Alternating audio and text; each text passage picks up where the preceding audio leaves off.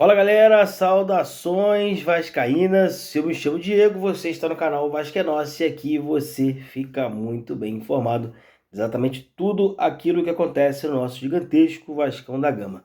Antes de começar esse vídeo aqui, esse pós-jogo de Vasco 5, Internacional 1, né, em cima do Inter do vovô Ramon, eu peço para você deixar o like, se inscrever, ativar o sininho e compartilhar esse vídeo e comentar também. A sua opinião é muito importante pra gente aqui no canal. Beleza, galera? Então, vamos falar de Vasco 5, Internacional 1, né? Esse jogo passou na Amazon Prime, né? Confesso para vocês que ontem eu achei que não iria ter jogo depois daquela chuva enorme que teve lá no Rio de Janeiro. Na verdade, essa chuva ela já tinha passado aqui em Resende antes, né? Ela tinha passado aqui antes, então imaginei que fosse chegar ao Rio, mas não imaginei que fosse chegar na hora do jogo, né? Muito forte, a chuva muito pesada, né? Mas aconteceu, né? Enfim, mas vamos lá, vamos falar primeiro do primeiro tempo do jogo, né? Que foi, o Vasco foi avassalador, né, cara? O Vasco começou o jogo aí com 1 minuto e pouco de jogo, já o Andrés Gomes já meteu 1 a 0 num golaço que ele fez uma marcação um pouco mais espetada, num bloco um pouco mais alto, né? Como o Diniz gosta de fazer. Roubou a bola ali, ali na lateral da área do Inter e foi carregando até praticamente a linha de fundo. Depois veio cortando para o meio até abrir e bater lá no ângulo, né, na bochecha da rede, onde o goleiro não conseguiu pegar e o Vasco conseguiu abrir o placar aí. Nesse jogo, né?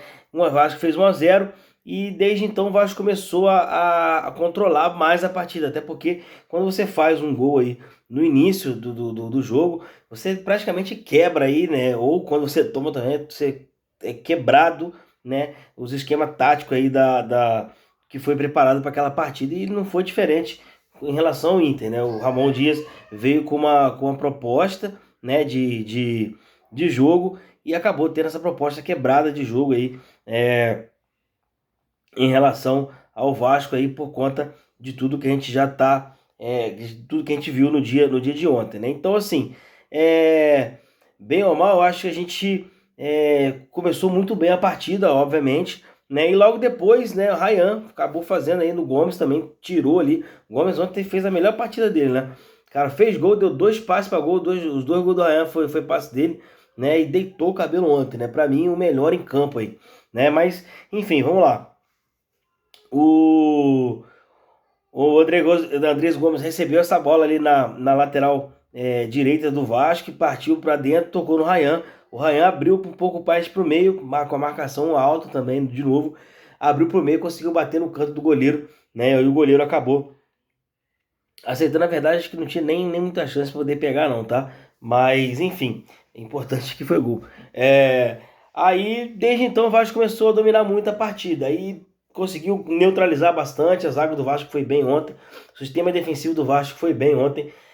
Até o último minuto do primeiro tempo, né? O Inter começou a pegar um pouco mais a partida ali dos 40 até mais ou menos 49, né? O Inter começou a gostar um pouco mais da partida, mas nada aquele negócio de assustar o Vasco, né? Acabou que de tudo isso, o Vasco numa bobeira ali acabou tomando 2 a 1. Cara, depois disso eu já falei, porra, tudo de novo, um Vasco com o jogo na mão de novo, me toma esse gol no último lance, tomou o gol e assim que tomou o gol já acabou a partida, né? O primeiro tempo. E depois o Vasco acabou entregando esse gol. Eu falei, caraca, meu irmão, como é que vai fazer agora? Que, pô, o jogo na mão, e se a gente vai pro segundo tempo com a partida 2 a 0 era mais tranquilo, né? Mas o Vasco não é nada tranquilo, né? A verdade é essa. Aí a gente toma esse gol e vai pro segundo tempo, né? 2 a 1. E aonde a chuva desceu lá em São Januário, né?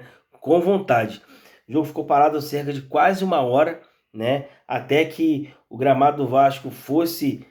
O pessoal entrou ali com rodo, começou a drenagem, não conseguiu drenar ali. Obviamente que muita chuva, não tinha como, não tem drenagem que aguente, né? A chuva daquele jeito, né? E choveu demais e acabou esperando um pouco. Mas aí a galera do rodo entrou em campo aí, pô, parabéns para esses caras que fizeram trabalho foda ontem, né? E conseguiu espalhar um pouco mais a água e a drenagem fez a sua parte, deixou o campo do Vasco lá intacto aí, pronto e muito bom para poder jogar. Aliás, o gramado de São Januário tá lindíssimo, né? O novo, sem aquelas manchas escrotas que tinha, mas agora tá muito bonito, né? Enfim, aí o Vasco volta pro segundo tempo com a mesma pegada ou até maior, né? Com 2 minutos de jogo, de novo, né? A bola nas costas ali, o Andrés Gomes levou até a linha de fundo ali na parte lateral esquerda da defesa do Inter, cruzou por meio e o Ryan entrou ali de chapa fazendo 3-1. Daí em diante, aí o Vasco começou a mandar muito na partida. O Vasco começou a mandar muito na partida, fazer muito, como é que se diz? Começou a mandar mais no jogo, né? Ter mais a posse de bola, começou a dominar mais o Inter. E isso acabou deixando o time do Inter um pouco mais nervoso e foi abrindo brecha. O Inter teve que sair, mas não conseguiu fazer muito jus aí o que ele queria fazer, né? Mas aí, de tudo, Nuno Moreira recebeu a bola, né, depois que teve um contra-ataque do Vasco, a bola chegou no Coutinho. Coutinho não conseguiu bater porque estendeu um pouco mais a bola. Bateu, a bola sobrou no zagueiro do Inter. Andrés Gomes de novo, tirou, tocou para trás ali, o Caian Barros rolou pro Nuno, acabou, foi lá e fazendo o quarto gol do Vasco. E depois, na verdade, o Barros fez o quarto gol do Vasco, o escanteio do Coutinho, ele cabeceou, o goleiro pegou e o Barros foi lá e empurrou o fumo no Ramon Dias. Aí o Ramon Dias que afastou o Barros por indisciplina, né? Segundo o treinador, afastou o Barros ali e o Barros foi lá e deu esse esse troco ali. O mundo, ele não dá, o mundo do futebol ele não dá volta, né, cara? Ele capota, né, cara? Caraca!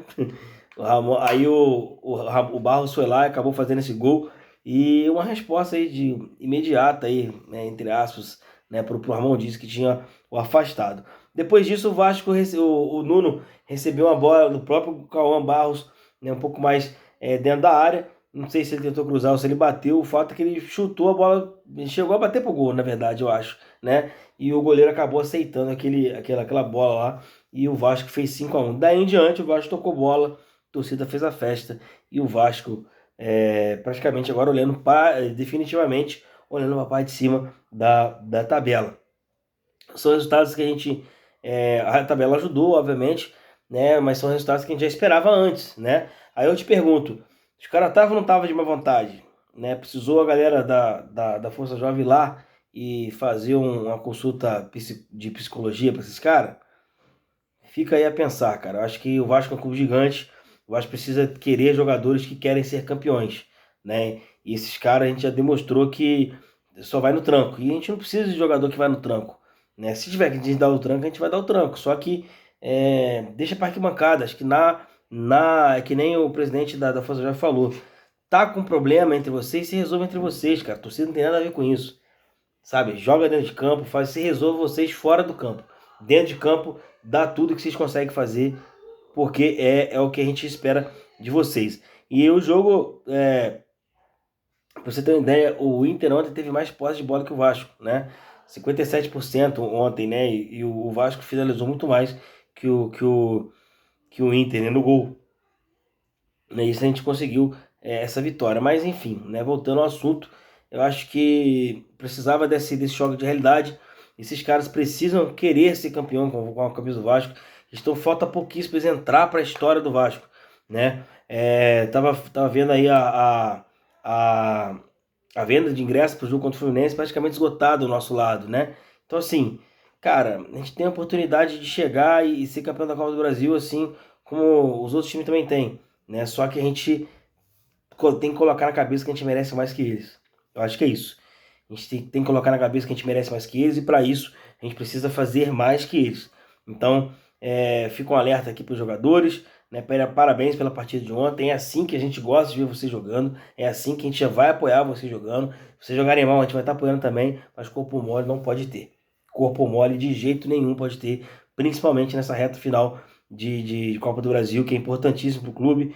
O Vasco ele vai mudar de prateleira se vocês, jogadores, conseguirem esse título da Copa do Brasil e, consequentemente, o Vasco na Libertadores no próximo ano. Aí o panorama muda totalmente.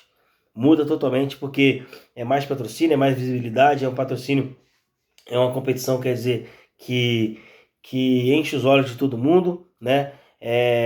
E que o Vasco merece estar disputando todo ano, né? Então, assim, eu acho que a gente precisa pensar grande, porque o Vasco é grande, o Vasco é enorme, e o Vasco, a partir do momento que o Vasco voltar a prateleira de cima do futebol brasileiro, consequentemente ele já vai atingir o futebol internacional e mundial de novo, né? Da onde ele nunca deveria ter saído. Então, assim, pensem, repensem e entrem para a história do Vasco. Beleza, rapaziada? Eu vou ficando por aqui, né? Tamo junto aí mais uma vez. Deixa o like, se inscreve, ativa o sininho, compartilha e comenta a sua opinião, muito importante pra gente aqui, beleza? Vasco! Valeu!